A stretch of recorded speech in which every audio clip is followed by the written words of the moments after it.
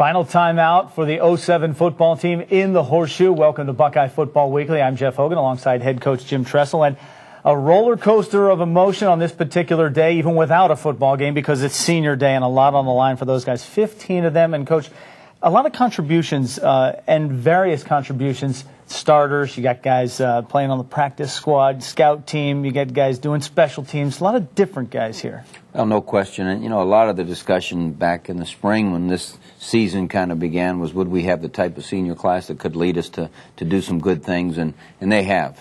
They've done a great job leading, and we wanted very badly to send them out the right way. It didn't happen, but we're very proud of that senior class. Well, certainly they had some help from the underclassmen all season long, and I think the underclassmen did take that responsibility on that final timeout. They took it seriously. I know obviously things didn't work out that way, but they do take it as that, and you like to see that. Well, there's no doubt about it. They care a lot for their teammates, especially those guys that have put in so much time here for our program and for our football family, and we've got one more week that we can make their lives better.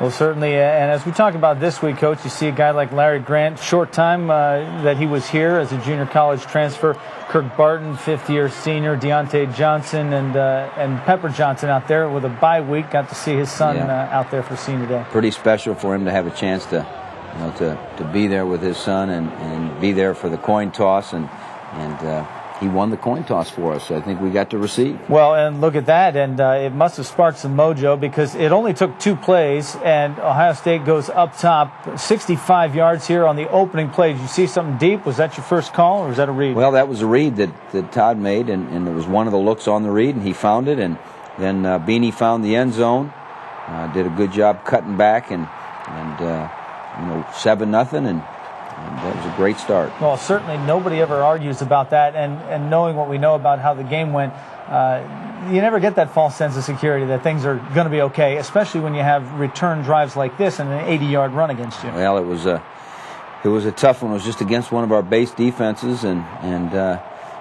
we thought maybe we had a fumble recovery there. It didn't happen, but they came back and did a nice job with a play-action pass, and all of a sudden it's an even game. Yeah, 3 plays for them, and it's a 7-7 count.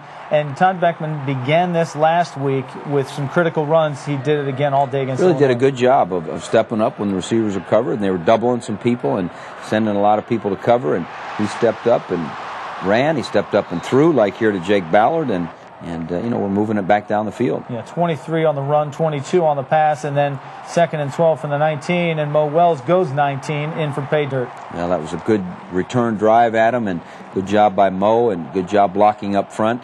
Now we got to go back and play some defense, and our guys are getting after it here, playing against the option. 14-7 the score at that point, and stuffing the option there, and then Juice Williams out to throw. Possibly trying to make him throw on this particular day? Well, you always try to fill up the box enough where they have to throw the football, and here we're putting pressure on him. Larry Grant makes the sack, and you always want to force people to not be able to run the football and throw it, and unfortunately here we gave it back to them, and you can't give anyone a short field, most especially a team as good as Illinois, and they came back with a beautiful play-action pass and found the end zone, and that, I believe that was Lenny Willis' son, and a little bittersweet for us, former Buckeyes son, and here we came around with a fake reverse pass, and it wasn't open. Brian Hartline did a nice job getting us 7 or 8 yards, and we're back heading down the field. Nice job not throwing it up for the sake of throwing it up because of the play. Well, that's right, and there Beanie on a first down conversion, and we're moving the chains a little bit. As you said, Jacob Willis with the touchdown. So 14-14 game at this point, and kind of a back-and-forth affair here with as far as field position and trading punts and such. Well, that's right. And, again, we forced them to throw a little bit and forced the incompletion there, and we'll get a chance to get the ball back. At the end of the first, and it is a 14-all game when you do get that ball back, and Beckman is back to pass again, and he finds Brian Robisky. Well, a good first down conversion, and we were a long way from pay dirt, but we're moving the ball a little bit, ended up having to punt it away, and they ran a little bit of option, and there's Vernon Golston on the job. Yeah, Golston stopping Juice Williams just a pickup of 2 there. But up top here for a touchdown on a 2nd and goal play from the 8-yard line. Yeah, they went down and got that crucial score right before the half, and But you could tell our guys at halftime, I mean, they were going to come out fighting, and they did a good job of preparing themselves, and they knew it was a heck of a ball game they were in, and two pretty good teams. Well, let's face it also, because in that position, when you go down at the half 21-14, there's some field position going back and forth there, a critical turnover, and there's a change in points there, ones that don't go on the board plus ones that go the other way. Well, that's right, and that really happened to us early in that third quarter, where we could have had some, go on the board, and we turned it over in the end zone. But it was a battle of a first half, and we knew it was going to be that and some in that second half. But you could feel that our guys were interested in going as hard as they could go, and I was proud of the way they played. Well, especially the way the game started, trading touchdowns and long plays and big plays to make it 7-7.